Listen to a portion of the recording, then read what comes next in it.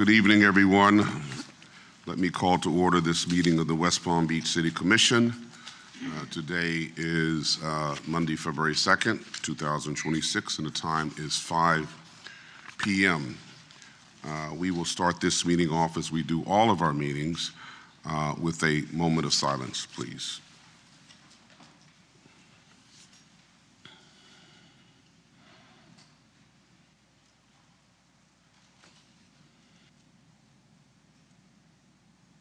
Madam President, can you lead us in the Pledge of Allegiance?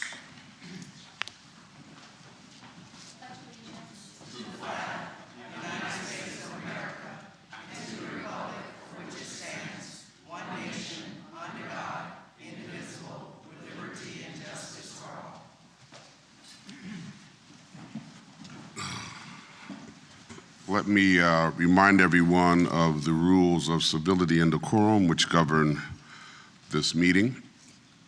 Officials shall be recognized by the chair and should not interrupt the speaker. Public comment shall be addressed by the City Commission as a whole and not to any individual on the dais or in the audience. Displays of anger, rudeness, ridicule, impatience, lack of respect, and personal attacks are strictly prohibited.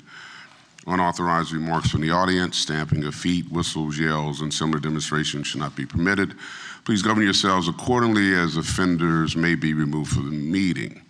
Also, anyone wishing to speak at the meeting shall complete a comment card for each agenda item the person wishes to address, which shall include the person's full name, address, and the numbered agenda item. If the card is not completed in its entirety, the person will not be recognized. Thank you very much. Madam City Administrator, are there any additions, deletions, reorganization of the agenda? No, Mr. Mayor. Very good. We will proceed with item 6.1. We got a couple of proclamations. Item 6.1, proclaiming the week of February 11th through 17th, 2026 as 2/11 Awareness Week. Today we are proud to recognize 211 Palm Beach and Treasure Coast for its vital role as a lifeline for individuals and families across our community. Since its inception in 1971, the 211 helpline has responded to more than 3 million calls, connecting residents to critical services and providing help when it is needed most. Staffed by highly trained and accredited specialists, 211 operates 24 hours a day, 7 days a week, serving as a frontline responder during times of crisis, disaster, and uncertainty, and as a trusted guide every day of the year. Through free, confidential, and 24/7 access to life-saving crisis intervention, suicide prevention, emotional support, and community navigation services, 211 helps individuals and families overcome challenges and find pathways to stability and hope. 211 plays a critical role in addressing the most pressing needs facing our community, from housing insecurity and utility assistance to food access, transportation, and mental health support, meeting every request with compassion, empathy, and professionalism. In addition, 211 provides specialized advocacy and support for populations at higher risk, including seniors, veterans, first responders, families with children, and individuals with developmental disabilities, ensuring help is accessible to those who need it most. As the regional responder for the National 988 Suicide and Crisis Lifeline and the Florida Veteran Support Line, 211 continues to play a critical role in supporting individuals facing unique and complex crises. This work reflects the very best of our community: compassion in action, care without judgment, and a steadfast commitment to ensuring no one faces life's challenges alone. So I, Keith A. James, Mayor of the City of West Palm Beach, do hereby proclaim February 11th through 17th, 2026 as 211 Awareness Week. Here to accept the proclamation on behalf of 211 Palm Beach and Treasure Coast is Ty Barnes, President and CEO of 211 Palm Beach and Treasure Coast.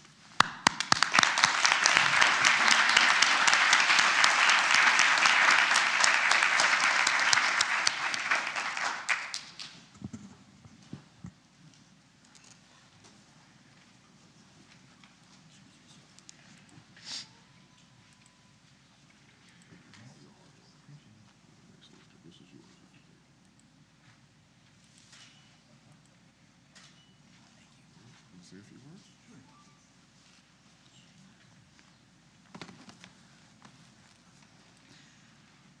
Thank you, Mayor and Commissioners, for your ongoing recognition and support of the vital work that 211 does in our community. As you mentioned, we are for over 55 years now, we are the local crisis hotline and community helpline. We are the frontline responders to the National Suicide Lifeline 988. We have, in addition to the crisis intervention and suicide prevention, we have programs for children, for families with children with special needs, for seniors, veterans, first responders, responding last year to nearly 50,000 calls for help and making over 85,000 referrals to agencies to support people in need in Palm Beach County. As we've seen, our online database and online service utilization has increased. In addition, the calls and online contacts are almost 225,000 last year, meeting the top 3 needs in the county, which are housing, mental health, substance use disorders, and utility assistance. Thank you again. We appreciate it. And we're here for you 24/7 if you need anything. Thank you for all your fine work.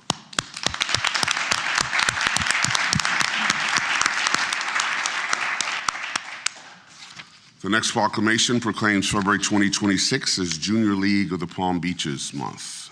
We are proud to recognize the Junior League of the Palm Beaches for 85 years of extraordinary service and leadership in our community. Founded in 1941 by visionary women dedicated to improving the community through volunteerism, leadership, and civic engagement, the Junior League of the Palm Beaches has grown into one of our area's most impactful and enduring organizations. This organization has empowered generations of women to become civic leaders and change makers, committed to addressing the most pressing needs of Palm Beach County through hands-on service and strategic advocacy. Each year, Junior League volunteers dedicate thousands of hours to supporting children and families, advancing education, health and wellness initiatives, and strengthening policies that improve quality of life throughout our community.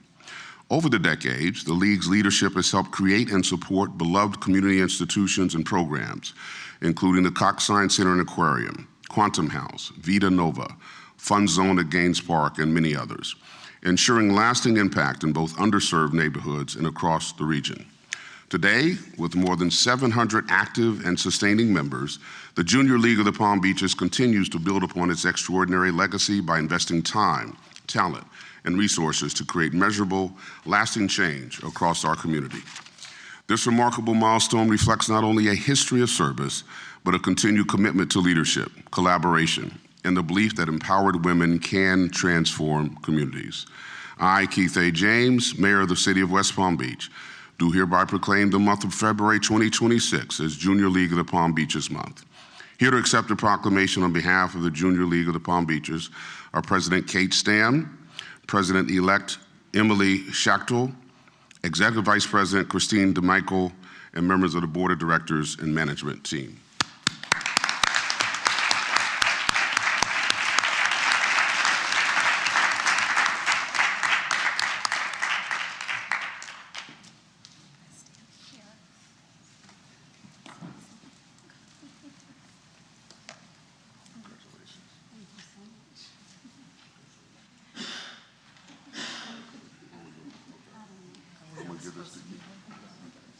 Jerry, you want us over here? Okay.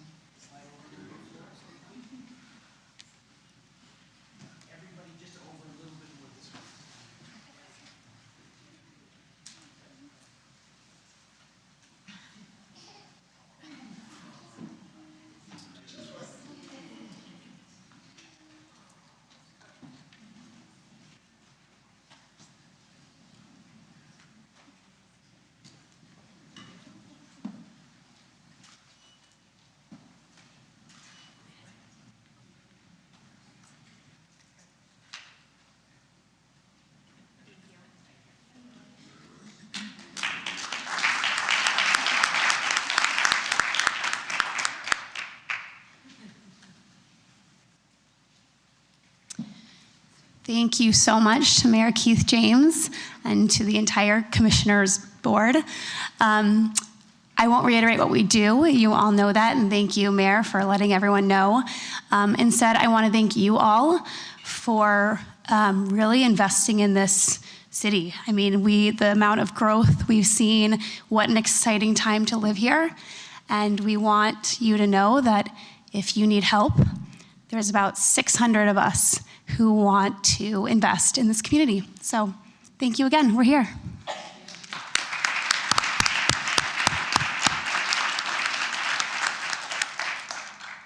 All right, so our next proclamation is in honor of Black History Month. Tonight, we recognize Black History Month, observed each year in February as a time to honor the achievements, contributions, and enduring legacy of Black Americans. This evening, City Commissioners and I have the privilege of honoring the history, culture, and enduring contributions of Black Americans whose leadership, resilience, and excellence have shaped our city, our nation, and every sector of our society. Black History Month traces back to historian Dr. Carter G. Woodson, who founded the Association for the Study of Negro Life and History and launched the first Negro History Week in 1926. That observance later grew into a month-long national celebration, formally recognized by Congress in 1986, affirming that Black history is American history. Since then, each February has served as a reminder that despite extraordinary trials and injustice, Black Americans have helped shape our nation through leadership, service, innovation, intellect, and cultural influence. Their contributions span every field, from civil rights and public service to education, business, science, faith, and the arts, enriching our society and strengthening our democracy. Black History Month also invites reflection, not only on past achievements, but on the ongoing pursuit of equity, opportunity, and inclusion. It calls on all of us to recognize the dignity, resilience, and potential of every individual, and to honor the role Black Americans continue to play in shaping our collective future. Here in West Palm Beach, Black history is deeply woven into the fabric of our city. It lives in our neighborhoods, institutions, faith communities, and civic leaders, and in the generations of residents who have helped build, sustain, and strengthen this community. My administration and I remain committed to building a community of opportunity for all in West Palm Beach, where diversity is celebrated, history is honored, and every resident has access to opportunity, education, economic mobility, and civic life. As mayor, I am grateful for the profound contributions of our Black residents, whose leadership and legacy continue to guide West Palm Beach forward as a more inclusive, vibrant, and dynamic city. I, Keith A. James, Mayor of the City of West Palm Beach, do hereby proclaim the month of February 2026 as Black History Month. And as part of, yes.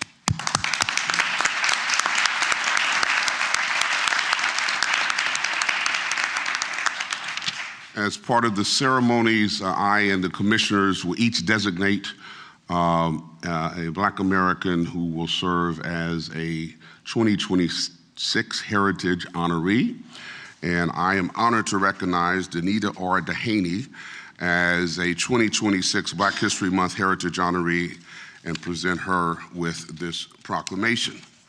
A little bit about Ms. Dehaney's background. Her bio is extensive, so I hope you brought your lunch so we can all, no, just kidding, just kidding. Danita Dehaney has been president and CEO of the Community Foundation since 2021. She brings an expansive skill set to her executive leadership of the foundation, including 25 successful years in higher education, managing and leading comprehensive fundraising campaigns and building high-performing teams. As the Community Foundation's president and CEO, she provides leadership for all aspects of the organization's aspiration and actions, emphasizing the importance of driving philanthropy to change and enhance our communities. Before joining the Community Foundation, Danita served as the Vice President for Institutional Advancement and Chief Executive Officer of the FAU Foundation at Florida Atlantic University. During her tenure, she helped catapult the university into a new era of excellence with record-breaking fundraising and spearheaded its second ever comprehensive campaign, the first in over 20 years. Before joining FAU, Danita served as Senior Associate Vice President for External Affairs at the University of Florida, where she directed its national volunteer strategy to support a $3 billion campaign. She's held numerous senior level positions at the University of Maryland, including Assistant Vice President for Development and Alumni Relations during the university's $1 billion campaign, and Senior Associate Director of Athletics before pivoting her talents to fundraising. Most significantly and probably most relevant, Danita has stepped, Ms. Dehaney, I'm sorry, Danita.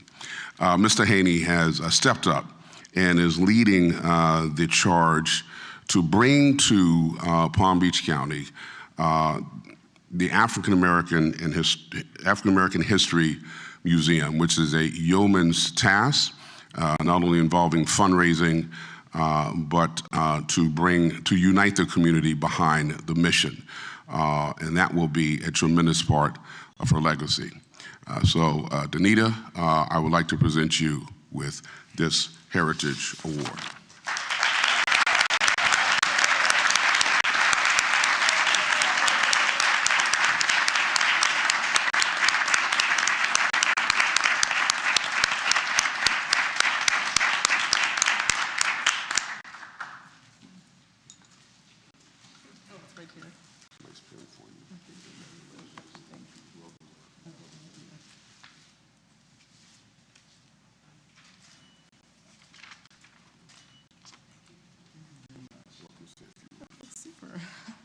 Thank you, Mayor James. Thank you, City Commissioners.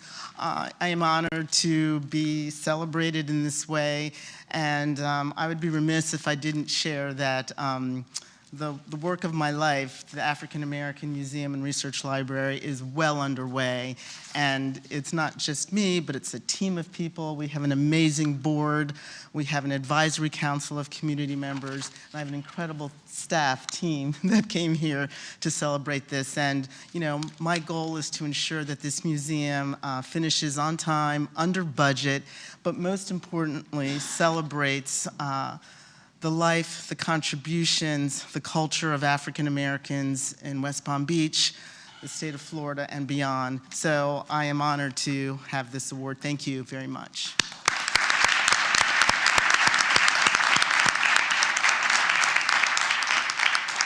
We'll now turn to President Lambert. Thank you, Mayor, and thank you to you and your administration for starting this tradition. This is one of my most favorite times to be in the commission chambers.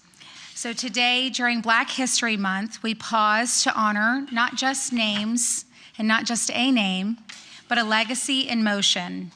Miss Shanitria Moore, a woman who embodies service, leadership, faith, and an unwavering commitment to community. Shanitria's story is one of purpose, anchored in perseverance. A proud daughter of Atlanta, Georgia, and a devoted resident of West Palm Beach, she has never forgotten where she comes from or who she serves. As a United States Army veteran, she understands that freedom is not accidental, leadership is not passive, and service is not seasonal. It is discipline, it is sacrifice, it is answering the call, even when no one is watching. She is a graduate of Clark Atlanta University, a businesswoman, a nonprofit leader, and the CEO of She Holdings LLC, and She is Community Initiatives, Inc. But titles alone do not define impact. Action does. Through Project 12, Shanitria has uplifted and honored hundreds of Black men across Palm Beach, Broward, and Miami-Dade counties, changing narratives and reminding us that recognition is not just celebration, it's restoration. Although she certainly has a lot to celebrate herself, Shanitria has received numerous outstanding community service awards. Just to name a few: Legacy's Top 25 Most Influential and Prominent Black Women Business and Industry, West Palm Beach Alumni of Delta Sigma Theta Women of Excellence Humanitarian Award, Palm Beach County Medical Society Heroes in Medicine Community Outreach Award, among many more. Shanitria serves as a corporate board member of the Thomas Leroy Jefferson Medical Society, a board member for the Palm Beach County chapter of the NAACP, and a member of the Delta Sigma Theta Sorority Incorporated West Palm Beach Alumni Chapter. This recognition tonight is especially meaningful to me because I've had the privilege of serving alongside Shanitria in the community. I've seen her heart up close. not only in large initiatives, but in the quiet moments that never make headlines. I have seen her supporting veterans who needed resources and dignity. We have watched her pour encouragement into Black men, stepping into leadership roles and mentorship, reminding them that their voices and their presence matter, and sitting with seniors in hospice with a compassion, heart, and a room full of respect. That is where true leadership lies, not only on stages, but in service. So as a city commissioner, it is profoundly important to me that we recognize individuals like Shanitria. Government can create policies, but people like her create impact. Shanitria, you represent the bridge between intention and action, between community needs and community solutions.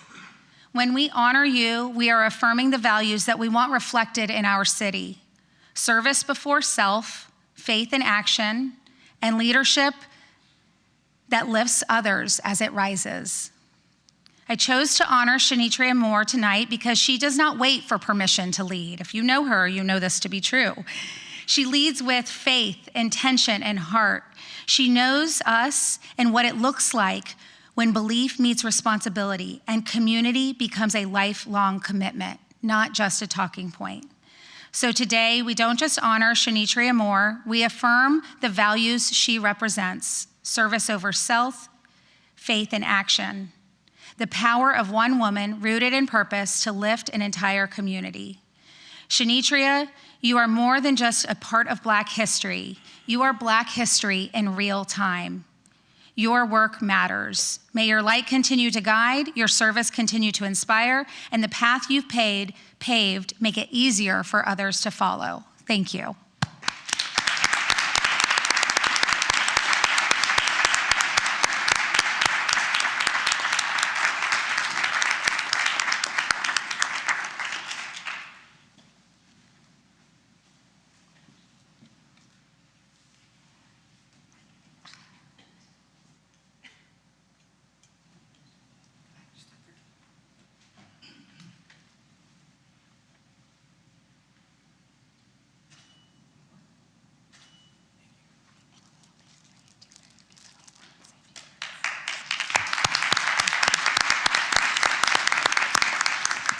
I'm speechless.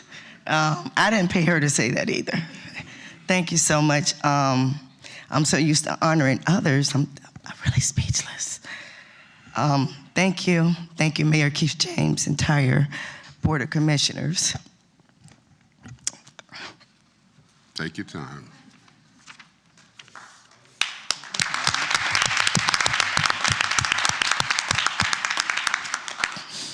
When you do what you do from your heart, you don't expect anything. And so I just continue to serve the veterans and serve my community from my heart. And thank you so much for acknowledging that. That's all I have to say. Thank you.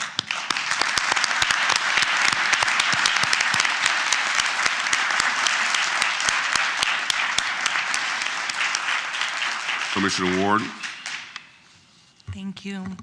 This year I have the pleasure of honoring James T. Waldron III. And when I called James, I've known him for a few years now, and I wasn't surprised because his first reaction was, no, not me. I don't deserve this, and you have to have somebody else. I've seen the other nominees in the past years, and no, you must be mistaken. And that's just like James, not wanting recognition, not needing recognition, just being active because he wants to do better and be better, and be a shining light in his community.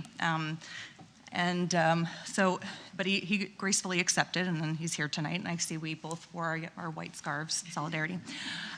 James T. Waldron III currently serves as president of the North Shore Neighborhood Association, where he provides community-focused leadership centered on advocacy, civic engagement, and improving quality of life for residents. James was born on 20th Street and Tamarin Avenue.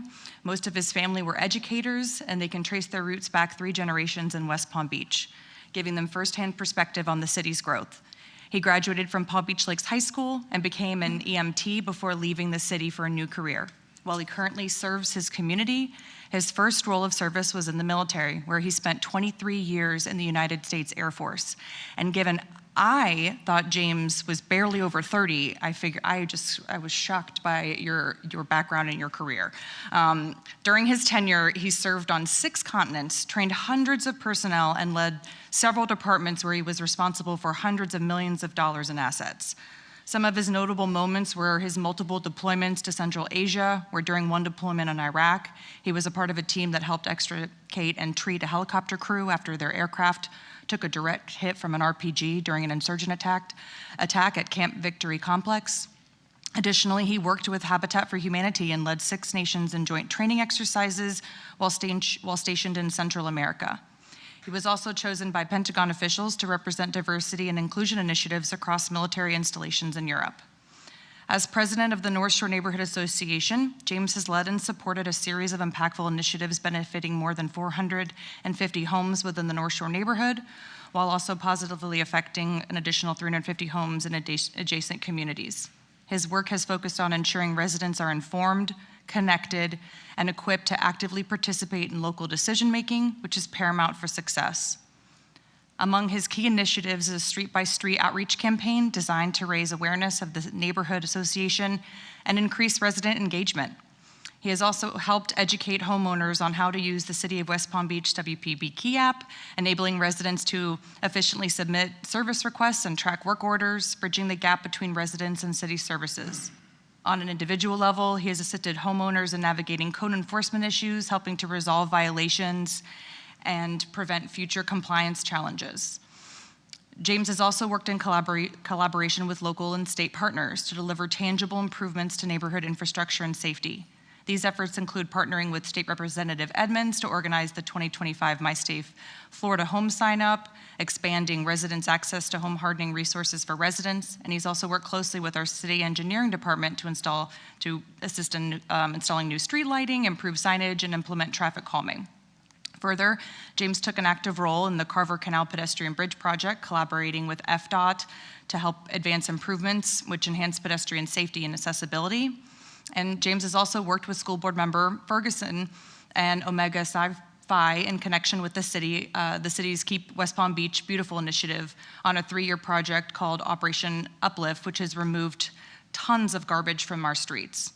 It is James' hope that he and his board build lasting partnerships with neighborhoods, churches, schools, and commercial property managers to continue improving quality of life across our area. It's not pretty work and it doesn't get all the headlines, but this is what makes our backbone, our association strong, and our communication with our city representatives better. These distinctive accomplishments of Mr. Waldron reflect credit upon himself, his community, and the city. And he's a great example of how residents can get involved in helping their community all on a voluntary basis. He leads with consistent participation, a level head, and calm demeanor, and he knows small acts over time can lead to big results. It is actions like these which will continue to make our city a great place to live and work, and I'm so appreciative to have you as a resident.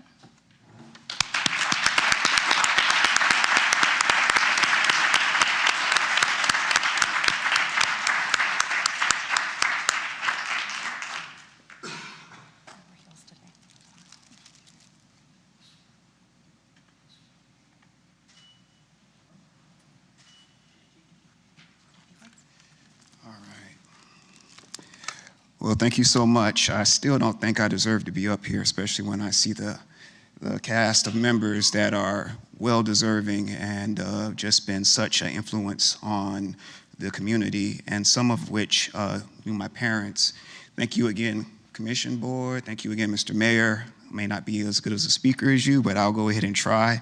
A quick story. 3 generations my family goes back here. My great-grandfather used to be a master carpenter, and he might have helped out with a little area you guys know called the Sticks, with building that up. As well as my grandfather, he worked out in Pahokee, and he worked with a little company called AT&T when they were putting up wires around the city. And then my dad was actually working here with the city for a little bit, and some members may know who he is, and because they came in with him. And now I guess it falls on me, to kind of, keep the name going. And so I'm going to try my best to represent my neighborhood and my city to the best of the ability. You make things sound so much nicer when you say it in the speech. But thank you again, and yeah, I definitely love my city, and I'll continue to love my city. Thank you.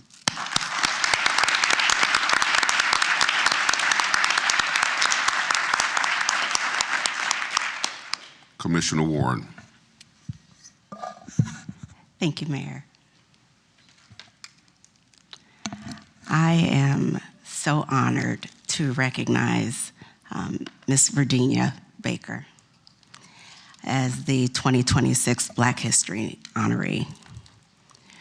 Virginia C. Baker's career stands as a powerful testament to visionary leadership, public service, and historic impact.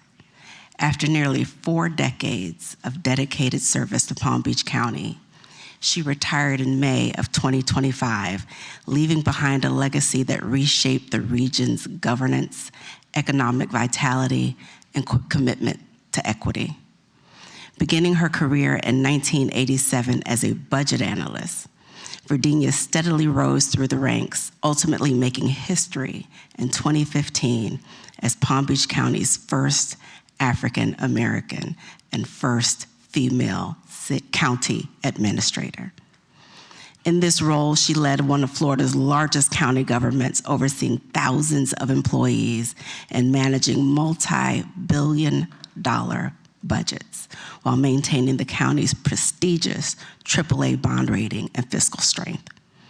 Throughout her tenure, Virginia played a central role in transformative initiatives that continue to define Palm Beach County's growth, including the successful recruitment of the Scripps Research Institute, expansion of the county's biotechnology sector, implementation of the infrastructure sales tax, and advancement of innovative, affordable, and workforce housing programs, such as the mandatory inclusionary workforce housing program and the Community Land Trust of Palm Beach County.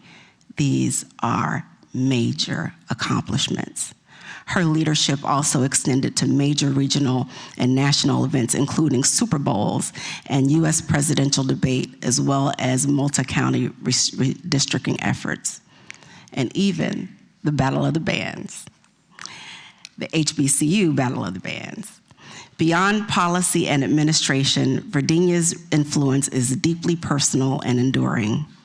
Known as a mentor, advocate, a bridge builder, she's championed inclusive leadership and professional development for future generations, particularly women and leaders of color in public administration. Her service extends well beyond government through decades of civic engagement, board leadership, and community mentorship. She's empowered, she's pushed, she's pulled, she's watered, she's ensured growth through education. I attended an event a couple of weeks ago where one of the panelists took the privilege to, instead of acknowledging themselves, they acknowledged Virginia Baker and what she did to encourage them to pursue their education, even though they were a young single mother. And through that, they served the county for 38 years and went on to help many others. A proud graduate of Florida State University, Virginia holds both a Master's of Science in Public Administration and a Bachelor of Science in Rehabilitative Services. Her professional affiliations and honors reflect national recognition for excellence in public administration, fiscal stewardship, and community leadership. As a 2026 Black History honoree for the city of West Palm Beach, Virginia C. Baker is celebrated not only for breaking barriers, but for building systems, opportunities, and pathways that will benefit Palm Beach County for generations to come. Virginia Baker was instrumental in the construction of the Maud Ford Lee Community Service Center that the groundbreaking occurred January 23rd, celebrating the life and accomplishment of the county's first Black county commissioner. There are many that you will see in the audience today that have a red ribbon on their lapel. And that red ribbon signifies strength and courage. It signifies love, passion, unity. And to her sorors, it's also a torch of wisdom. To her sorors, it is a symbol of sisterhood for Delta Sigma Theta Incorporated. And I just wanted to acknowledge very quickly that there were several people that I invited that would not let this day pass without celebrating this with Virginia. And those people are County Commissioner Bobby Powell, County Commissioner Greg Weiss, former County Commissioner and current Judge, Mr. Michael Barnett, Your Honor. Thank you all for joining Virginia and celebrating in this prestigious opportunity to acknowledge an amazing trailblazer. And I also want to acknowledge that that the county also recognized Virginia by naming the Vista Center in her honor. So this is but a token. Thank you so very much for all that you've done, Ms. Baker.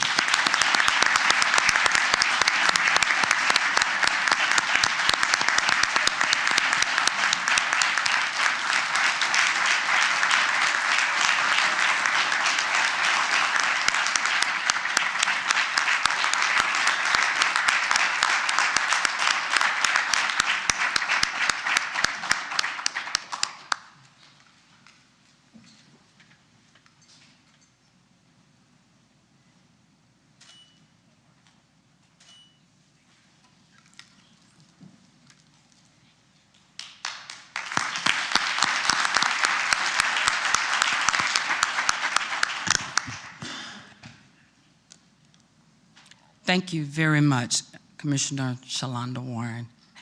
And Mayor, members of the council, thank you very much. City Administrator, Ms. Johnson, thank you for all that you've done, not only over in the city of West Palm, but when you work for the county as well. So thank you. And yes, I did write a 2-minute speech because I get nervous when this stuff happens. But I'm honored for you to recognize me as a part of the Black History Honor here in the city of West Palm. I think this means a great deal to me because of the successes we have accomplished over the decades. I have had the privilege of collaborating with the city on projects that help shape the city of West Palm Beach growth and far into the future. It started with the convention center, well, it really started with impact fees, but we'll move on. The convention center, affordable workforce housing, relocating businesses within the city boundaries, ensuring small businesses, including minority and women-owned businesses, that they all thrive here in our community, because we need every business to thrive. This work was always about more than development. It was about opportunity, stability, and strengthening our community. I was also honored to be part of the efforts that brought the ballpark of the Palm Beaches here to Palm Beach County. We could not have done it without the assistance of the city. And so with the council, along with city staff, we were able to build that facility and bring the Washington Nationals and the Houston Astros. This is proof that when we have a vision and we work together, much can be accomplished, and gray hair will follow. I am grateful to have worked with the dedicated county commissioners over the years and the county staff, along with various strong mayors and city staff at the city of West Palm Beach. I accept this honor not just for myself, but for ancestors, those whose shoulders I stand on, and for everyone who believes public service should leave a lasting, positive impact. Legacy is built through public service. Leadership is responsibility and accountability. And the historic impact is created one decision at a time. Let us remember that history is still being written here through the work we do together in unity and inclusivity. When we serve with purpose and lead with integrity, we do not just honor our history, we create history. Again, thank you, and thank you very much.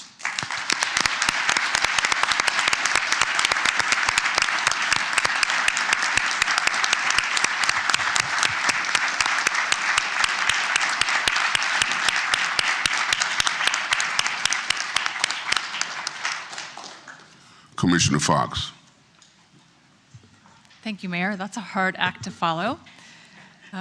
It's so great to see so many people tonight. Thank you for coming out. It's, I think, a whole room full of people who aren't mad at us, so that's always nice. It's truly an honor to be here tonight to celebrate a remarkable family behind a beloved West Palm Beach institution, Camille's Flowers and Gifts, that has brought beauty, care, and community connection to our city for more than 35 years. As we celebrate Black History Month, it's especially meaningful to honor a Black-owned, family-run business whose legacy of entrepreneurship, service, and community impact continues to shape West Palm Beach. Camille's Flowers and Gifts isn't just a flower shop. It's a symbol of creativity rooted in service, resilience, and family. Founded by Camille Bunch, a retired registered nurse and seasoned floral designer, and her husband, Julius, this business has become one of our city's most cherished family-owned establishments. For generations of West Palm Beach residents, the floral arrangements from Camille's have marked our happiest celebrations and our most heartfelt moments. Whether it's a wedding bouquet that brought radiant smiles, a sympathy tribute that offered comfort, or a thoughtful gift basket that lifted someone's spirits, their work speaks in the language of love and care, handcrafted and heartfelt. For decades, they were a beloved fixture in Old Northwood, and as they've embraced a new chapter with a vibrant presence at the Styx Promenade in the historic Northwest District, their commitment to quality, community, and connection has never wavered. Behind every arrangement is the warmth of a family. While Camille's vision and talent laid the foundation, Julius, her partner in life and business, and their entire family, including her children, Kimberly and Jeffrey, have stood beside her, building a legacy together that enriches our community. Their collective spirit, entrepreneurial grit, and graceful adaptability through changing times reflects the very heart of what makes small business like this so vital to our city. Deeply involved in numerous charitable organizations, Camille is widely known for giving back to the community that has long supported her. Her impact extends way beyond flowers. The family's passion for hospitality and gathering is also evident in their new venture, Wild Rose Wine and Daiquiri Bar, a warm and welcoming space next to Camille's that draws people together for connection, celebration, and community. This expansion, blending floral elegance with memorable experiences, continues the family tradition of creating beauty and joy in every way that they serve. Businesses like Camille's Flowers and Gifts are more than storefronts. They're places to help create memories, celebrate milestones, and strengthen community. Every bloom, every arrangement, and every thoughtful gesture carries with it love, care, and dedication that has touched generations of West Palm Beach residents. And speaking of love, with Valentine's Day just around the corner, I want to offer this friendly public service announcement to those of you who might be slightly behind in planning. Don't forget to call Camille's. They are ready to help you make someone feel very special. So tonight, on behalf of the City of West Palm Beach, it's my privilege to honor Camille Bunch for her decades of service, her commitment to excellence, and her unwavering dedication to uplifting our community with beauty, generosity, and heart. And while only one name appears on this proclamation, tonight I also want to proudly celebrate Julius Bunch, whose partnership, support, and shared vision helped make this legacy possible. Because legacies like this are never built by just one person alone. Please help me join me to celebrate Camille and all the things that they've accomplished for West Palm Beach.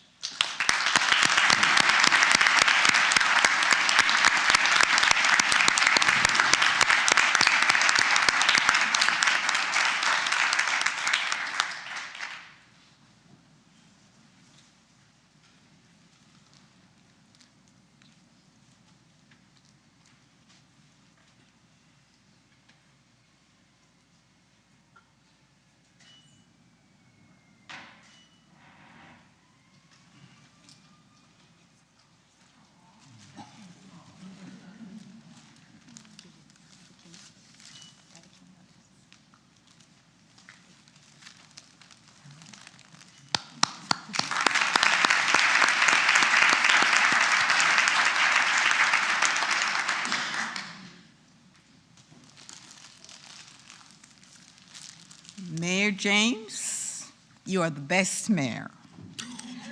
Board of Commissioners, thank you. Commissioner Fox, you are so hardworking. She doesn't miss a meeting, so she knows what's going on in our community. Thank you for this award, which is so undeserving. Thank you. I wish there were more of us. This is my better half, so he may want to say something.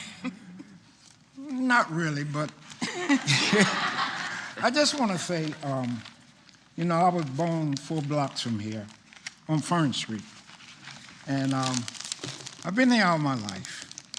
And I'm thinking about when Commissioner called, she said, I want to honor you Black history. And I thought about all the Black people that I know. And I don't know if you know Mr. Dyson, who ran a drugstore right there on 3rd Street where you have the parking lot. Mr. Carl Robertson, who ran the drugstore. And I said to myself, why you want to honor me? I'm no Black, you know, I'm not a pioneer. But she said, we just want to show you. So thank you for giving it to me while I live. I appreciate it.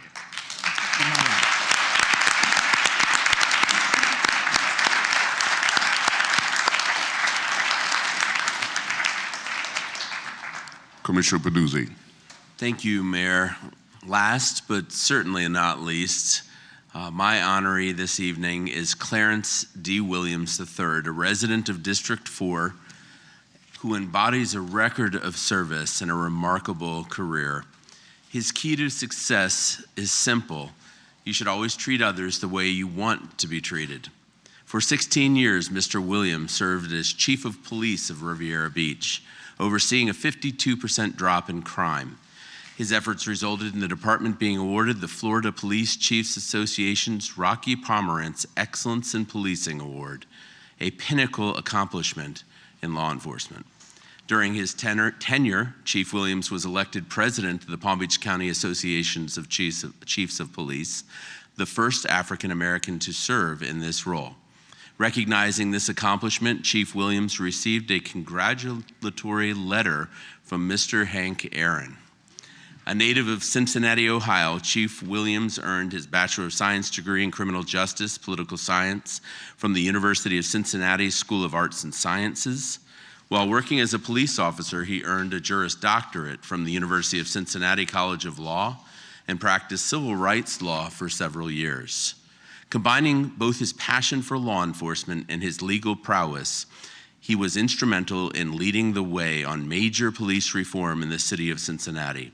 Of note, early in Williams' career, a routine assignment put the rookie into history books. Stationed behind the left field wall of Riverfront Stadium on April 4th, 1974, Williams retrieved Hank Aaron's 714th home run ball. Selflessly, he gave it to Aaron, an act that was lauded by sports fans, community officials, and remains on film in the Major League Baseball Hall of Fame.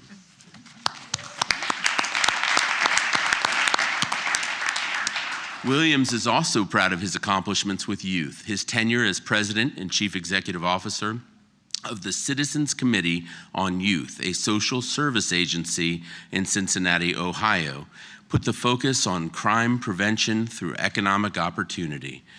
This effort would see significant reductions in crime and would lay the groundwork for when Williams became chief of the Riviera Beach Police Department. Upon retirement as chief of police, Williams relocated to West Palm Beach with his wife Ethel, who is a native of West Palm Beach. The two demonstrate a commitment to community service, both individually and collectively. Mrs. Ethel Williams' father, the late Reverend A.E. Isaacs, former pastor of St. John Missionary Baptist Church and a community leader, has a street in West Palm Beach named in his honor. She currently serves as the national president of the Lynx Incorporated. Mr. Williams has been the recipient of numerous awards and recognitions, including the Urban League's 2017 Lifetime Achievement Award and the ACES Chief of the Year in 2015, among many others.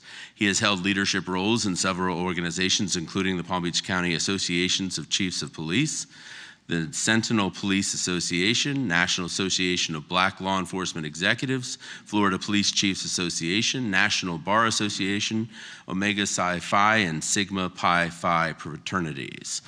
Clarence D. Williams III continues to make his mark in the West Palm Beach community by serving on the Palm Beach Health Foundation Board, the Inlet Grove Community High School Board, and the West Palm Beach Criminal Justice Advisory Committee, where I have the privilege of serving with him as the commission liaison.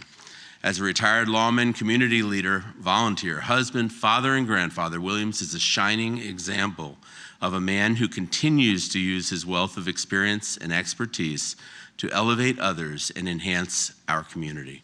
Please join me in recognizing Chief Clarence Williams. Chief, welcome up.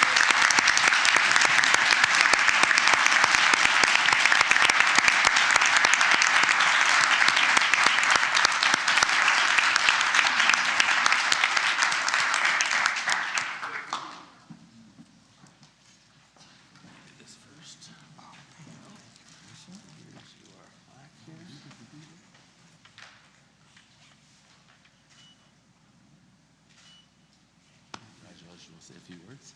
Thank you. Yeah, absolutely.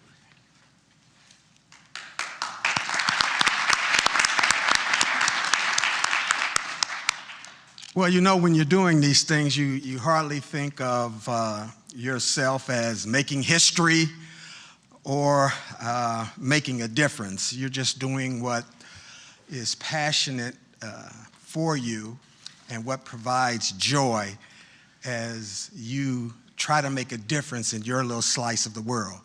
Commissioner Peduzzi, thank you so very much for this recognition. Mr. Mayor and other members of the commission, thank you so very much also for your part in this recognition. If I may, I'd like to take this opportunity to thank some of my friends that are here, my close friends, my extended family. Ms. Sean Abney, Attorney Sean Abney, please wave your hand, Sean, say hello. Also with me, as part of our extended family, is none other than Judge Cherie Cunningham, and retired. Thank you, Judge, for coming and supporting me. In addition, about 5 years ago, my middle son decided he wanted to relocate to Florida. And it was fortunate for me because I sold him my house in Riviera Beach. And so now he lives there and I made a profit. And he hit the ground running in the tradition of service and commitment. He now is a senior manager for Goodwill Industries, overseeing their homeless outreach efforts in this county. So that's Christopher Williams. Thank you. And certainly last but not least, I don't know if you remember, I'm dating myself, but I was a little boy. And I don't know if you remember when John F. Kennedy went to France and he had an opportunity to address the body, and he said to those persons assembled, "I am the man that accompanied Jacqueline Kennedy to Paris," because she was certainly receiving more and more of the spotlight.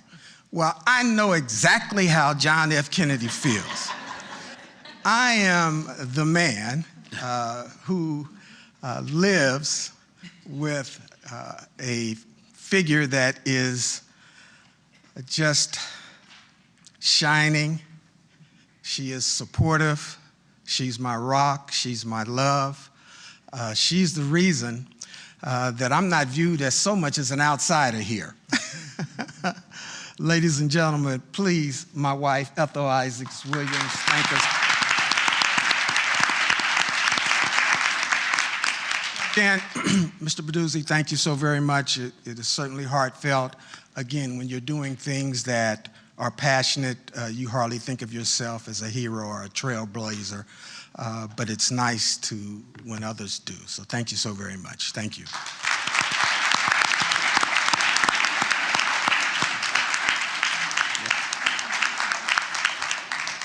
Congratulations again to each of the recipients, and I know while most of you want to stay to hear the rest of the City Commission meeting, those who just have to leave, you can, we'll pause a few moments and let you walk out. Thank you all again for coming. Congratulations.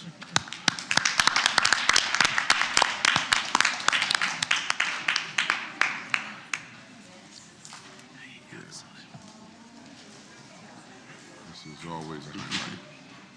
It's always a highlight.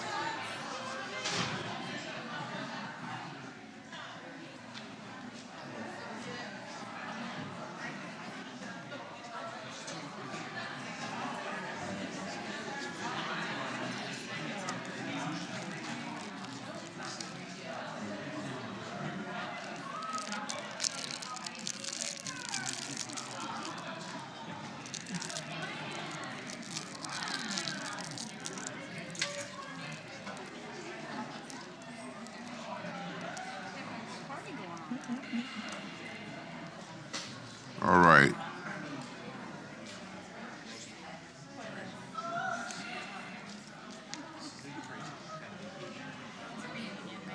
I know. All right. Ease on out the door. There we go.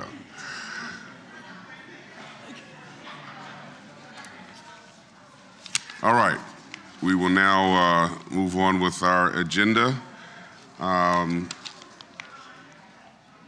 We'll move to the consent calendar.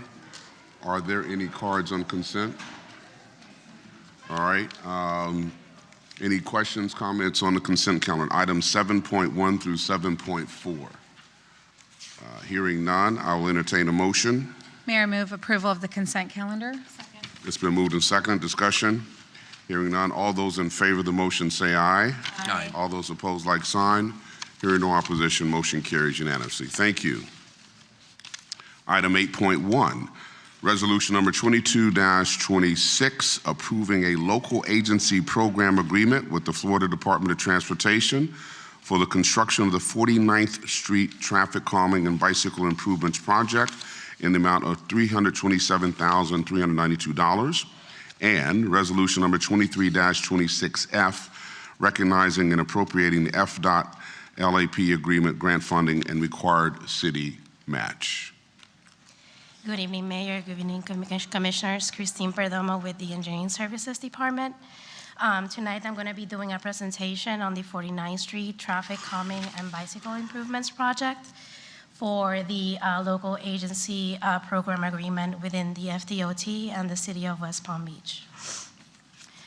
The project is located within the north end of the city, District 1.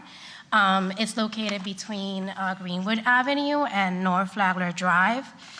Currently, it's considered a residential or minor collector road that serves as a direct access to the St. Mary's Medical Center. It is also considered a bike boulevard as recommended by the City of West Palm Beach citywide bicycle master plan.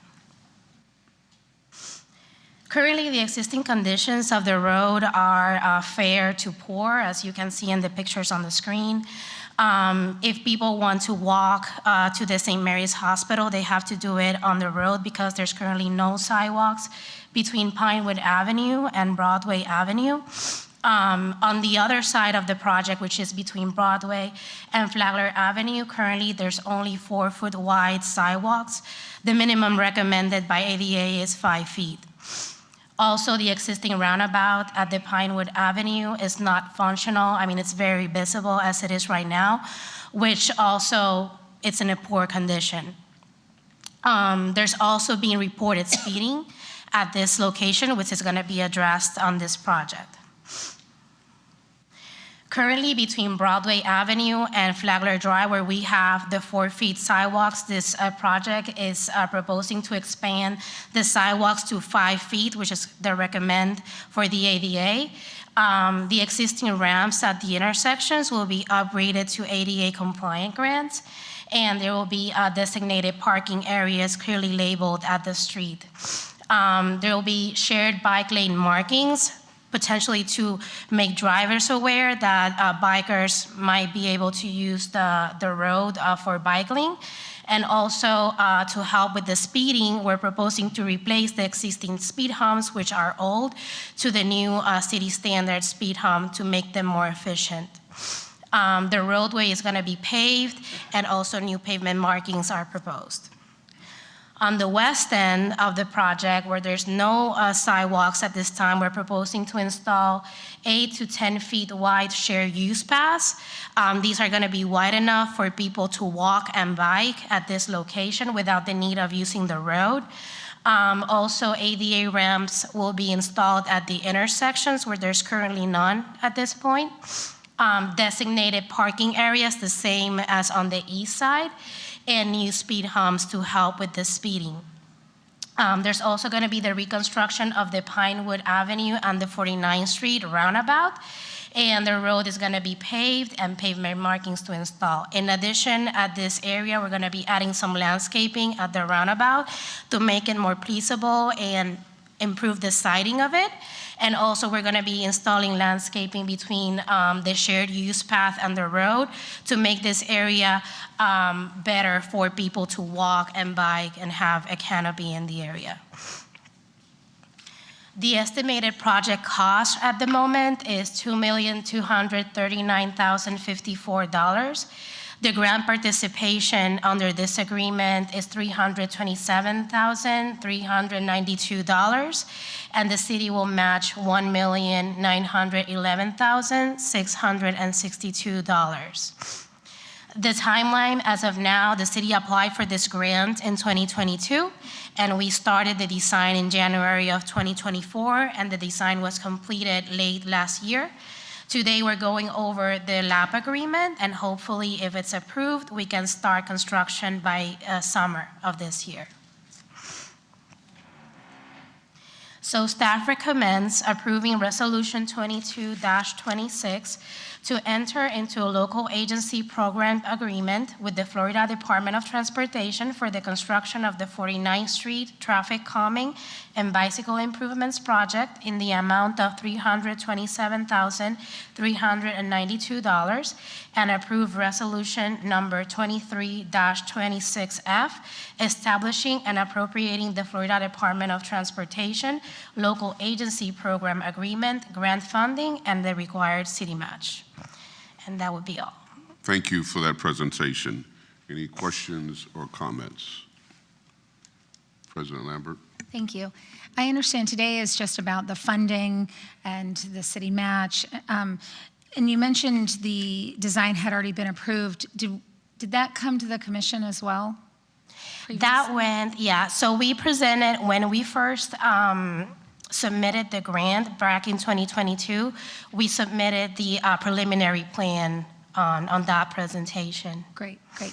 I was just curious, and I realize, not making any suggested changes, but I was just curious, when it changes from the sharrows to the multi-use path, how will we differentiate that, or is that at an intersection where that takes place? Yes, so the sharrows are gonna be installed between Broadway and Flagler.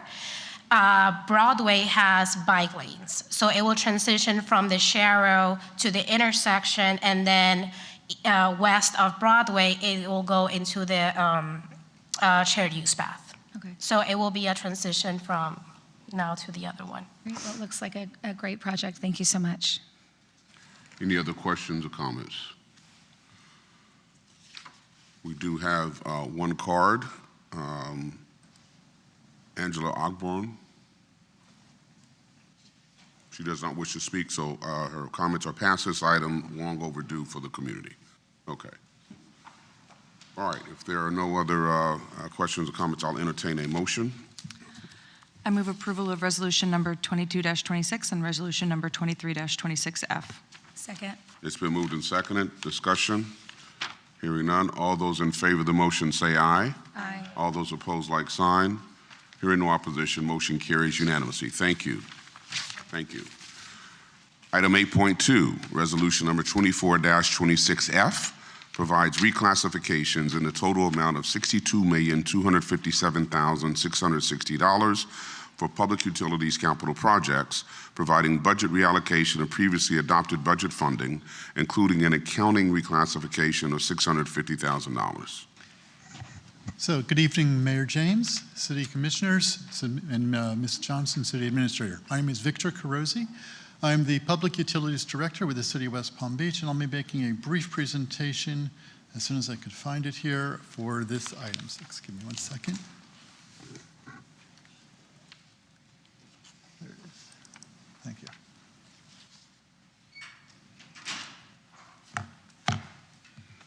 Oh, good, it worked. So, good evening. We're here before you to actually talk about a finance action, which is authorizing the transfer of certain city funds for a fiscal 25-26 year. This is following Section 4.03 of the City Charter. And what we're basically doing is amending several public utility funds for construction improvements. Normally, this action is part of the city annual budget review process. Each year during that process, the engineering manager reviews our improvement program, makes recommendations for amendments such as budget augmentation, including changes to the project scope as new information becomes available, even changes to priorities, again, based on changes in operations, events, and emergencies that might occur. The driving force behind this action, though, is really it's about our reprioritization of projects. The resolution, there are several pages of projects that you might notice. A lot of to and from actions. In total, we're accounting for approximately $62,257,660. It's about 80 projects transferred across 6 of our different utility funds. Those funds, of course, are summarized here. As you can see, we've got a water sewer series fund, 2017A. This is a bond fund. It's $12.4 million. And we could read through all the others, but in total, it adds up to $62 million or so. These really are part of our normal operations and what we do as far as improving our system. For clarity, I just want to say I've eliminated a lot of the various a lot of the details that are in this because it just gets bogged down in numbers. But broadly speaking, it's water mains, sewer lift stations, pump stations, and stormwater work. But really what we're talking about tonight is actually the fund movement funds from one bucket to another, if you will, within the public utilities. As I said earlier, it's usually part of the budget process. So this is really an accounting process. But we are refocusing, though, some of those efforts in this particular action to some bond funds. In 2017, the city obtained a bond fund. It was about $70 million in value. What we're trying to do with the refocusing on some of these projects is to really focus on the efforts to draw down the remaining funds in that bond. As you might know, bond funding is a covenant, if you will. Reinvesting into our system is called a renewal. It's part of our renewal and replacement fund. And we also realize that we have certain different reinvestments that we put into our system on an annual basis. So really I don't want to bog you down too much, but what I'll do is, briefly, I'll just go into one of these funds. Again, there are 6 of them, 1, 2, 3, 4, 5, 6, 7, 8 funds represented here, but we'll go into one of them. And again, taking it briefly, this happens to be, again, if you'll see up on top, we actually put funds into a reserve fund, and now what we're asking this commission to do is to allow us to pull those funds back out and assign those to these various project names, project numbers, so that we can continue forward with work on these projects. All these projects have been previously approved, so this is really nothing new. This is just an accounting action. As I said earlier, normally during the budget process, all of this would have happened kind of behind the scenes, but unfortunately this past year we had a lot of challenges, recognizing the need, relooking at projects. What we're really trying to do is focus on quite a large backlog of projects, and so it took us some additional time that we needed to really get all this straightened out and focus forward, and that's what we're doing now.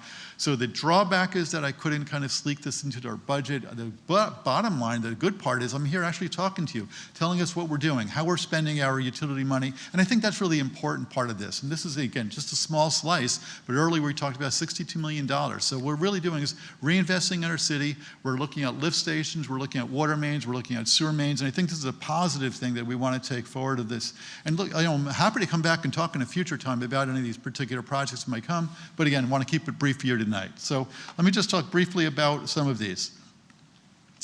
So one, for instance, not fun stuff to really go over, but it's a sewer lift station. Pretty simple stuff. What we've got here, whoops, why is this thing going forward?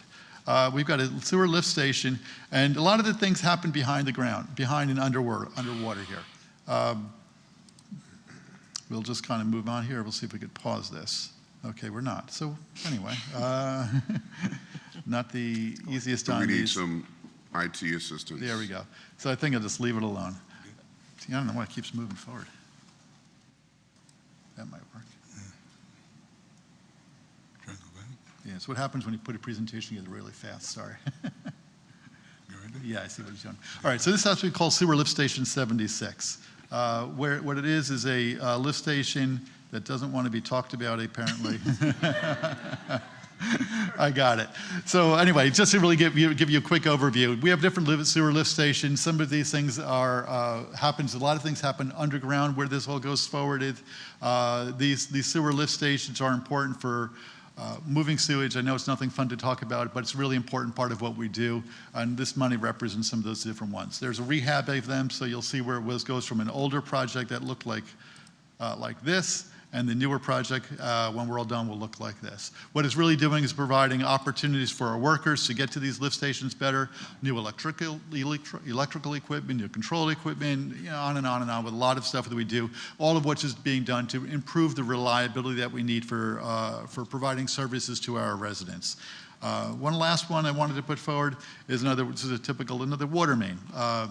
This one happens to be down on Plymouth and Pilgrim Roads. Some of our projects involve replacement and renewing water mains, renewing sewer services. This particular project came about after a number of breaks, number of problems, and again, we're just simply reinvesting in the system. What we're asking you this evening is to recognize that what we do internally is we had a feeling of need to reallocate certain funds, to reprioritize those funds, and we're asking that the City Commission review the resolution that's put before you with approximately 80 different projects, and if you feel appropriate, we are asking for you to move that resolution that would allow us to take that money, which is now sitting in various reserve funds, and to reallocate that back out into the project fund so that our engineers can move forward on moving these projects. So thank you. Sorry for a little bit of technical details here, but in a nutshell, that's it. I'm more than happy to ask any sort of questions you might have, either about the fund transfers.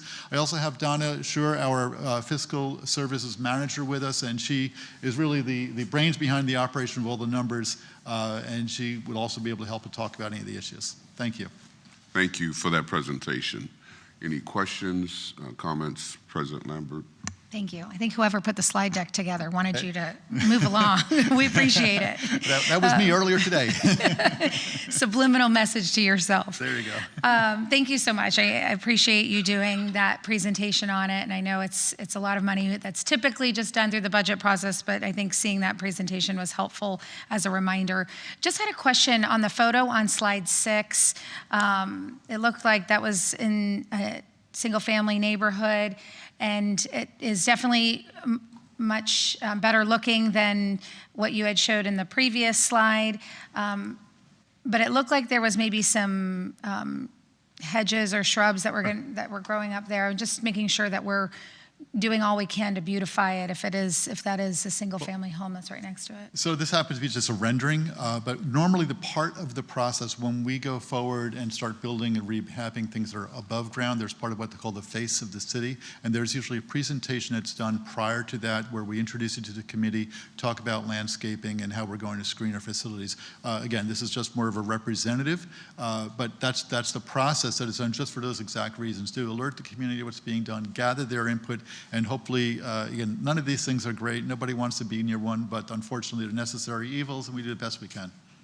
Thank you. Any other questions or comments? All right, any cards? Okay, hearing no further discussion, I'll entertain a motion. Mayor, I move approval of resolution number 24-26F. It's been moved and seconded. Discussion?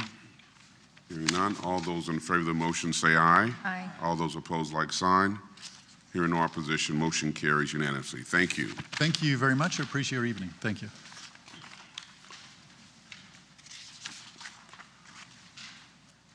right. Item 9.1, public hearing and second reading of ordinance number 5151-25, approving an agreement granting the Northwood Road height incentive under the CMUD zoning and land development regulations, providing for the exchange of portions of certain land parcels for the roadway, approving the abandonment of Lake Road, Kent Terrace, and portions of Bethesda Terrace, and accepting the developer contribution for the construction of Northwood Road. Good evening, Rothenberg. Commission, Mayor. Kimberly Rothenberg on behalf of the City of West Palm Beach. This is second reading of ordinance number 5151-26, and there have been no changes since, but I am here and the developer's lawyer is here if you have any questions. Thank you very much. Any questions or comments? All right, hearing none. Any cards? Hearing none, I'll entertain a motion. I move approval of ordinance number 5151-25 on second reading. It's been moved. Is there a second? Second. It's been moved and seconded. Discussion? Hearing none. Madam Clerk, can you read the ordinance, please? Ordinance number 5151-25, an ordinance of the City of West Palm Beach, Florida, authorizing the conveyance of city property along North Dixie Highway and Bethesda Terrace in exchange for property along Flagler Drive so that Northwood Road can be extended to Curry Park, accepting the conveyance of a portion of the property at 2323 North Flagler Drive, vacating and abandoning portions of Bethesda Terrace and all of Kentwood Terrace and Lake Place, granting the Northwood height bonus to specified properties, approving a covenant running with the land for the extension of Northwood Road between 1031 South Wooster Limited, 2104 Cahuenga Partners LP, Little Broad Beach Partners LP, 6622 Hollywood Boulevard Partners LP, 920 North Stanley Partners LLC, 2111 Flagler LLC, and the City of West Palm Beach, providing an effective date and for other purposes.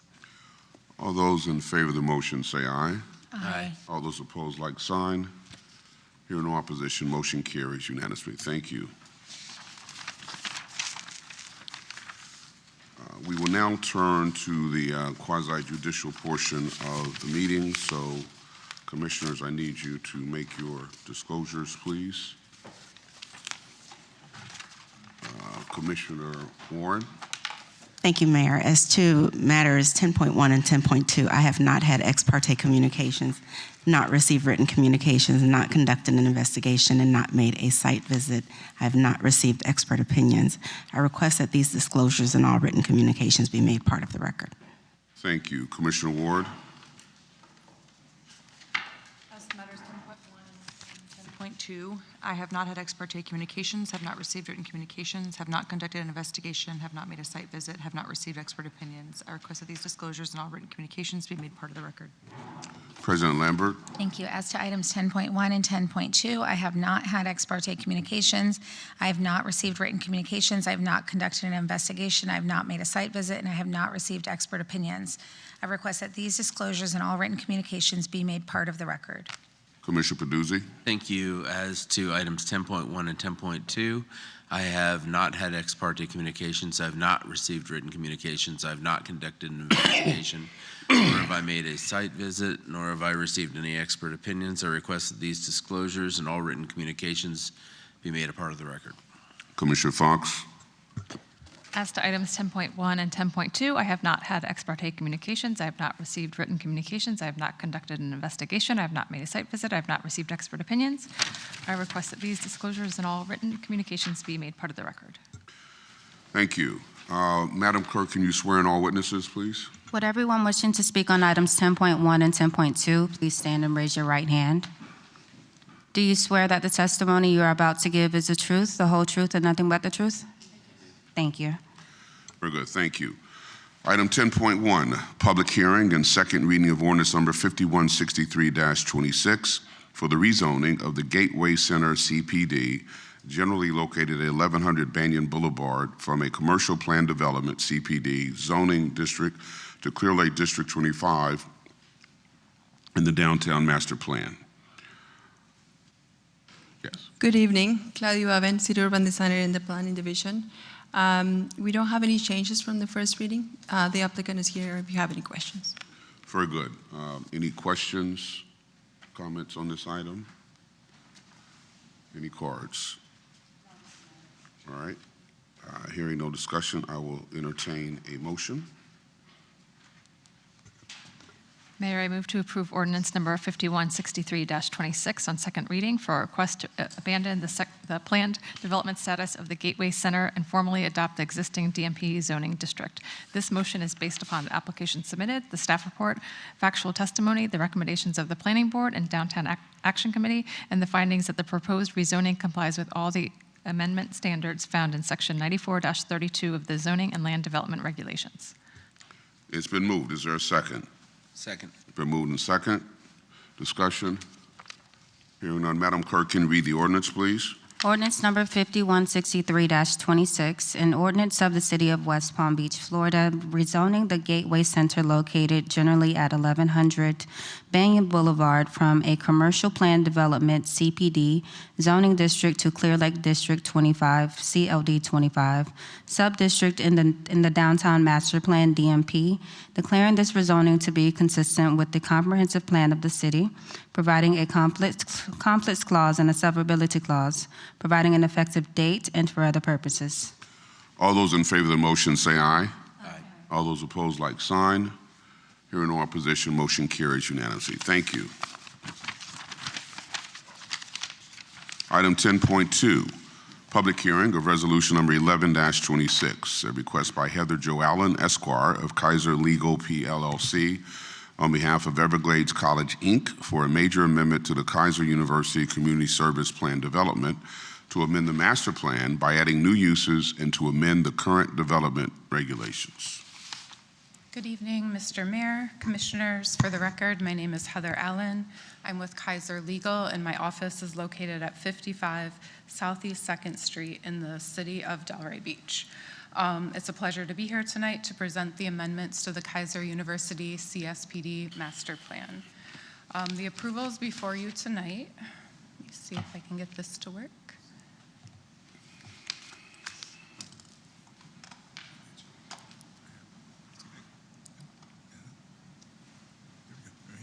Appreciate you. So we're before you tonight to request a major plan development amendment to modify the master plan to update uses of future building areas. We're also here to request certain amendments to development regulations imposed by the resolution. As a refresher, the property is located at 2600 North Military Trail. It's just under 100 acres. 3 of the parcels are within the CSPD. There are also 2 commercial parcels fronting Military Trail. There are a number of proposed amendments to the master plan. The first is building area number 16. It's highlighted in green on the screen in the northern portion of the campus. We're adding classroom uses to this area. And then the second is to building area number 12, highlighted in blue, in the more centrally located portion of the campus, and we're adding dormitory uses to this portion of the campus. These are all permitted accessory uses within the Kaiser University CSPD, and they represent continued planning for the property since my client purchased it in 2015. There are also a number of minor amendments to the development regulations. These are really just to bring the conditions within the resolution up into current code requirements. My client doesn't have any objections to these, so I'm going to move on unless there are any questions here. Where I really want to spend my time with you tonight is with respect to the parking rate for this campus. So as a bit of background, the parking regulations for colleges and universities per the code are in front of you. And I'll note that there are no variances for parking regulations permitted by your current city code. There's been a long history with this property of amendments to the parking regulations in order to address what has been an excess of parking imposed by the city code requirements. So Northwood University, my client's predecessor in interest, modified 2 of those code provisions. My client, after they purchased the property, also received approval of a parking waiver. This was a text amendment that allowed a parking waiver for colleges and universities within a CSPD to reduce reduce their parking requirements, but that waiver was capped at a 30% reduction. So as things stand today under the current parking regulations applicable to this property, we're required to have over 1,000 parking spaces. Our actual parking demand, the highest that we've seen, is 670. So we're here today to finally come up with the appropriate solution for this excess in parking. Brian Kelly from Simmons & White, who is our project traffic engineer, is also here. We worked very closely together. We also collaborated with your staff to determine the right and the appropriate solution for parking requirements for this campus. So obviously we looked at parking counts and demand over many days, many years, and did an analysis of that. We turned to the experts, the Institute of Transportation Engineers. We examined 1.5 years of event data within the campus to make sure all of the various needs of the campus would be addressed. We researched municipalities and different avenues of relief for parking requirements, and where we landed was a parking rate per student. So the bulk of the development regulations associated with the parking rate are to apply a 0.7 parking space per full-time on-campus student to this property. This is based upon our highest observed parking demand of 0.56 parking spaces per student. We also added in a 25% buffer to make sure that there would always be adequate parking on the campus. This rate falls in line with the publications by the experts. We also added 2 checks. We added 10% mitigation to account for increases in future student enrollment, and we'll also submit an updated parking demand study when full-time on-campus enrollment reaches 1,400 students, just to check to make sure that this rate is still appropriate at that time. There is a lot of information in your backup to support this parking rate. If you have questions, we're happy to answer them. Text of the regulations is here. It's also within the resolution. And this slide is just showing the amendment standards. Again, there's a detailed justification statement that demonstrates we meet all of these criteria. Your staff is recommending approval. The planning board recommended approval. So on behalf of my client, I'm respectfully requesting approval of this major plan development amendment, and be happy to answer any questions you may have. Thank you for that presentation. Any questions for the applicant before we hear from staff? Okay. You stand by, and Ms. Allen, and we'll hear from staff. Good evening, Mayor and Commissioners. For the record, Kevin DeFrank, Senior Planner with the City's Development Services Department, and I will be presenting staff's findings and recommendation for this last item on today's agenda, which is resolution number 11-26, which is to approve the plan development major amendment request associated with the Kaiser University CSPD as the applicant's agent presented.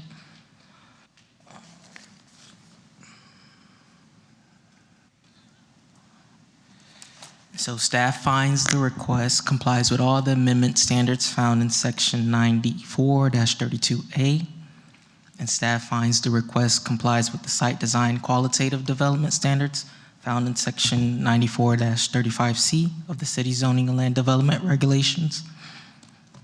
And on December 16, 2025, the planning board voted for a recommendation of approval with conditions of the subject request.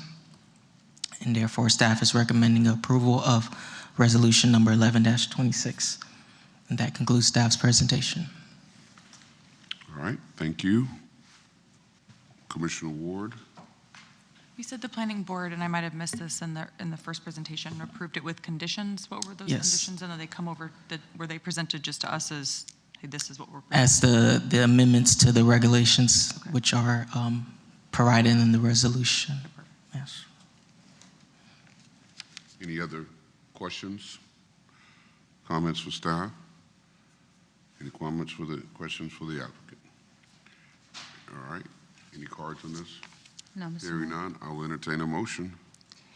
Mayor, I move approval of resolution number 11-26 based on the application submitted, the staff report, factual testimony, the recommendation of the planning board, the findings that the request complies with the comprehensive plan, and the standards in section 94-32A and 94-35C of the city's zoning and land development regulations. Second. It's been moved and seconded. Discussion. Hearing none. All those in favor of the motion say aye. Aye. All those opposed, like sign. Hearing no opposition, motion carries unanimously. Thank you. We'll now turn to comments from the public. I have a couple of cards here. Amy Triggs and Michael Cleveland. Amy Triggs.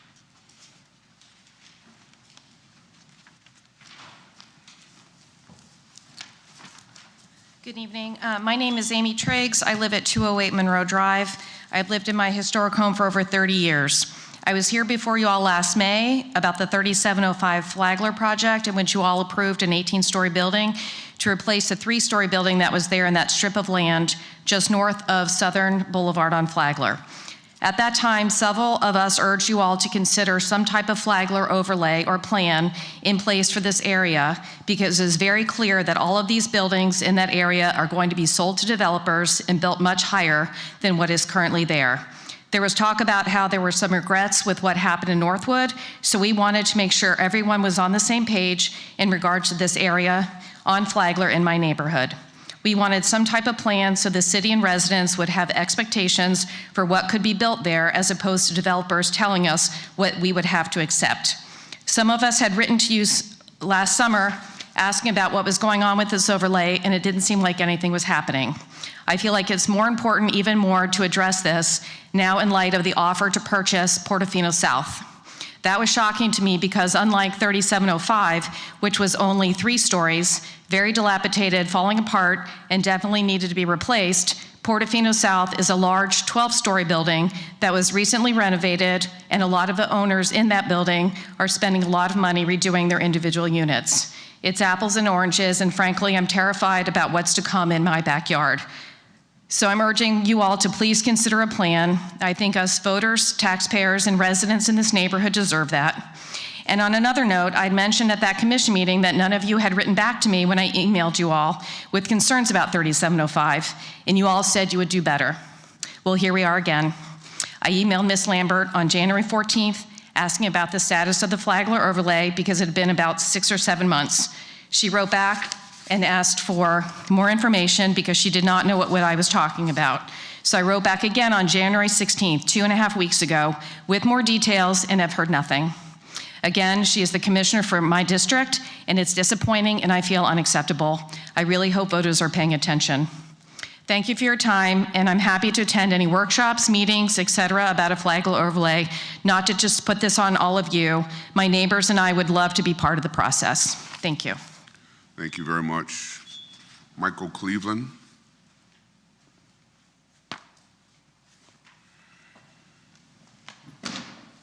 Good evening, Mayor, Commissioners, staff.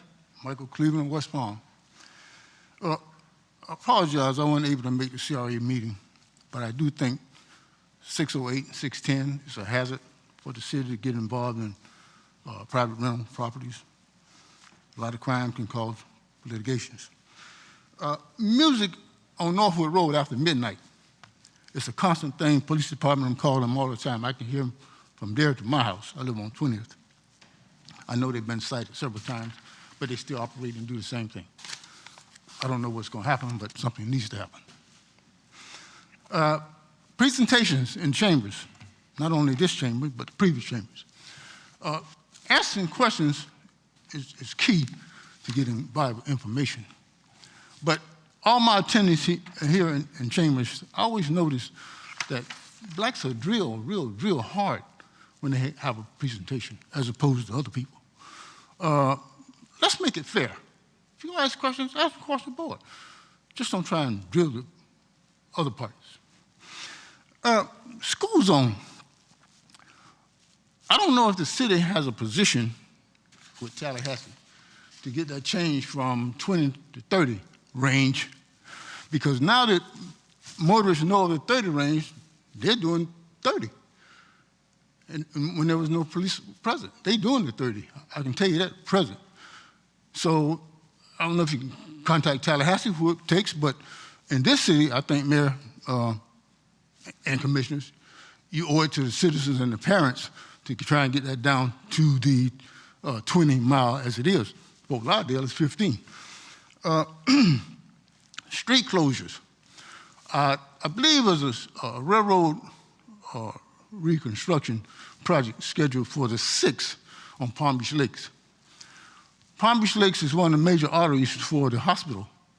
If that's going to be closed, there's a number of other closures from Banyan to 25th Street, from CSX to Broadway or US 1. That's going to be a real hazard for emergency vehicles if that closes like that, with all the other construction going on the roadway. So I simply ask that you look into that. Somebody. I hate to hear something happening to somebody. Finally, 9.1. I was very angry, but appreciative that I've learned that for those persons who voted for the street on Southern, you acknowledge the fact that you support racism, because that individual is a racist no matter what nobody says. And I noticed the brown spot on your noses when you voted. This is something you can wipe it off with. Hopefully it's enough, the four of you. Thank you very much. You're welcome. Have a good night.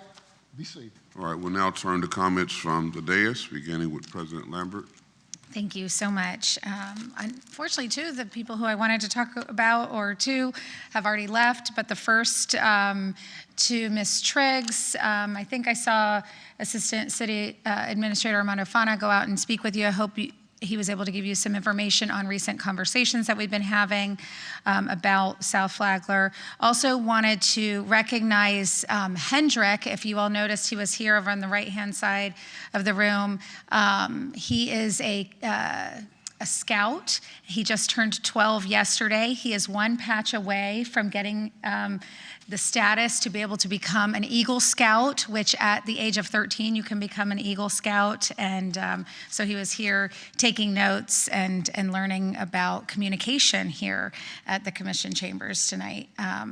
That's all I have. Thank you so much. Commissioner Baduzzi. Thank you, Mayor. I'll just keep it short and sweet. I just want to congratulate again all of our nominees for Black History Month. Truly some remarkable individuals in this group, and again, I congratulate them. Commissioner Fox. Thank you, Mayor. I don't see anyone here from the planning staff anymore, but I did want to just say a huge thank you to the members of our planning department, as well as the Skovich team who's working on the downtown master plan. Last week, I had the opportunity to attend 2 community meetings, one with the Downtown Neighborhood Association and one our CRA community meeting last week in the Historic Northwest. So we were able to show both portions of the downtown master plan to these different stakeholders and residents. And we got a lot of good feedback. I think in the Historic Northwest, we haven't shown the full plan. Some of you might have had private meetings with the team, but we haven't, as a body, been able to see the Historic Northwest portion of the plan because I think it just hasn't been ready yet. So we had a great meeting last week. I think we got a lot of good feedback and we'll be ready to move forward. One of the things that we heard the most was that people really want to have more home ownership opportunities, which is why it was especially upsetting to see the fire yesterday. But it's not something we can add into our zoning code to be able to offer more home ownership opportunities. So hopefully there will be ways to continue working with the CRA and possibly some of the incentives that we'll be offering for developers. I think the county right now has a new program that they're about to launch for some of the for some of the opportunities where if people don't want to have the affordable housing in the buildings, that there's a in lieu of fee. And so that fee is now going to be used for different down payment opportunities. So I'm hoping that there might be some opportunities for us as well to be innovative about different ways we can look at home ownership opportunities in the Northwest and the downtown incentive program. So a few other things that we heard just from local businesses that were there. They're looking for ways for maybe not to have as much competition from other businesses. It's not really something we can regulate as much for the free market, but it was something that the staff was talking about. Maybe we can incentivize other businesses that we want to come into the neighborhood rather than having 2 or 3 more flower shops come in, for example. So I'm looking forward to being able as a body to just to continue with that conversation, for all of us to be seeing it at the same time. But I did want to just give you the update that I think that we're really heading in the right track, that both the Downtown Neighborhood Association and the Historic Northwest stakeholders seem to be fairly happy with what they were seeing. And so I think that was good news. And I guess I'll just leave it at that. So that's all I have. Thank you. Commissioner Warren. Warren. Commissioner Shalonda Warren. That's how I like to be introduced, Mayor. Thank you very much. Thank you. I'd like to say that this past weekend I attended the Susan G. Komen More Than Pink Walk that was held downtown at the Meyer Amphitheater. And one of the coordinators for the event was my very good friend, Jamie Beal Howell. And they did such an amazing job. I just want to congratulate them. They raised over $450,000. And there were more than 5,000 people in attendance in our downtown at the amphitheater, all while all kinds of great things were taking place. So it was wonderful to participate in that. And I thoroughly enjoyed the State of the City breakfast. And it's always great to just kind of step back from the pace of everything that we do and hear a recap of what the year actually looked like, because as we come into chambers, as we go through the different things and weigh in on how the city moves forward, it's easy to get lost in everything that's happening without truly celebrating some of those successes. So thank you, Mayor, for the recap that we were able to participate in this past week. If you have not been able to attend, I do hope that you attend next year's and hear all of the great things that happened this year. Following the State of the City breakfast, so much fun to engage with leadership West Palm Beach. There was a conversation that was facilitated by Dana Hurst and the commissioners and people in the community that are going through the leadership West Palm Beach, people that are looking forward to serving the community and wanting to hear how they can serve and learn as much as they can about what West Palm Beach is, what's happening, and how they can use their strengths and talents to support our city. So it was an amazing conversation, and it was just great to hear from my colleagues and hear their perspectives and in an unfiltered way to just really say what drives you and what your passion is. It was good for me. And then on to tonight's Black History honorees. And I just want to say that I'm just like a fan and a friend of everyone that was recognized tonight. It was incredible to hear your perspectives about people that mean so very much to our community and mean so very much to me. And there's a word that resonates, and I'm just going to share Google's version of my word for this evening. Word of the day is excellence. And excellence means the quality of being outstanding or extremely good, surpassing expectations and the norm by being the best at something, a virtue or high standard, often achieved through great effort and skill.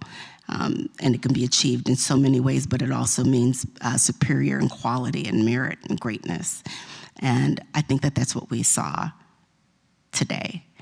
And our Black History honorees represent unapologetic Black excellence. They were collective excellence. Tonight's recognition, Mayor, was reality of your vision and it was done with intention. And to my colleagues, tonight's celebration was one for the books. And I think I am very proud of the commission for honoring enormously outstanding individuals who were so deserving of this recognition, because they are excellence in action. So thank you all. Thank you. Commissioner Ward. Thank you. I wasn't going to talk about this, but the first comment about the plan in the South End, I just want to say to my colleagues and staff, I think that the residents in the North End really felt like they were part of the process and part of what the future looks like with some of the development that's going on. And so I hope that there is some sort of discussion going on. I haven't been updated on it about that area, but that development is coming. It's already there in some respects, and so I feel like if anything, allowing there to be some sort of conversation about what we did in the North End in that area, at least the residents get to discuss and provide their insight, not per developer in a room with the developer, but with the people that at the end of the day make those decisions. Today was fantastic, and I was trying not to tear up because some of the speeches about just being here for decades and seeing the change and having multi-generations as part of your family is just touching, and I'm so glad that our community is made up with all of those generations. And last week, we lost someone in my district, Rashard Jackson, an 18-year-old in Pleasant City. And his grandmother lives down the street, his aunt lives in the area, his mom lives in the area.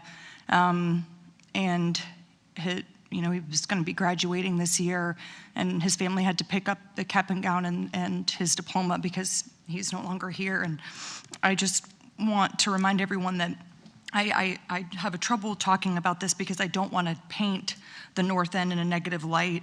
We have so many fantastic things going on, but we still have struggles. We still have gun violence. We still have death and murder. And I continue to just feel so sorry for that family. They're having a vigil on Friday on the 400 block of 16th Street near the corner, starting at 5. And if you can make it, fantastic. If not, they have a GoFundMe page in his honor to help raise funds for his funeral.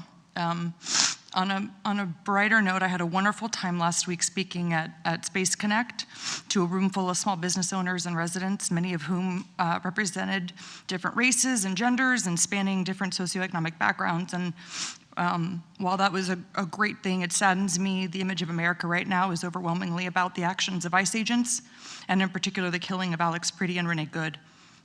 Because the image I saw that evening, and I see on so many occasions here locally, is communication with government, offering solutions, presenting issues for consideration in open forum, where they know someone in their government representing them is listening and caring about their lives and their future and acting upon that. I'm fearful about the level of faith we have in our government and our allegiance to democratic principles, but I'm going to continue to show up along with my colleagues and hopefully reflect what we can achieve. Thank you. Thank you. A few brief announcements. The next Soul in the City Jazz Experience will take place on Wednesday, February 18th from 7 to 9. This month we present Namfuyo's Betty Wright Tribute. Born into a legendary music legacy, Namfuyo brings powerful vocals, deep soul, and personal storytelling to the stage as she honors the music of her mother, Grammy-winning icon Betty Wright. So please join us for an unforgettable evening celebrating family, heritage, and timeless soul. Tickets are available at WPB.org/jazz. The City of West Palm Beach is partnering with United Way Palm Beach County to provide free tax assistance to residents who earn $78,000 or less through the Volunteer Income Tax Assistance Program, otherwise known as VITA. VITA volunteers will be at 2 locations within the city, the Mandel Public Library and Eva W. Mack Community Hub. Free assistance is available until Wednesday, April 15th. Appointments are not required, and residents will be served on a first-come, first-served basis. Please visit unitedwaypbc.org www.vita.org/taxes for additional information, including the days of the week and times Vita volunteers will be on site at these two locations. Calling all amateur nature photographers, the 2026 Grassy Waters Preserve Photography Contest is open through February 28th, 2026. The annual contest draws hundreds of entries and celebrates the natural beauty of our city's unique and pristine Grassy Waters Preserve. For more information and to enter the photo contest, please visit at www.wpb.org/grassy photo. That's wpb.org/grassy photo. That's all my remarks for tonight. Good night, and God bless you, and God bless the great city of West Palm Beach. This meeting is adjourned. Thank you.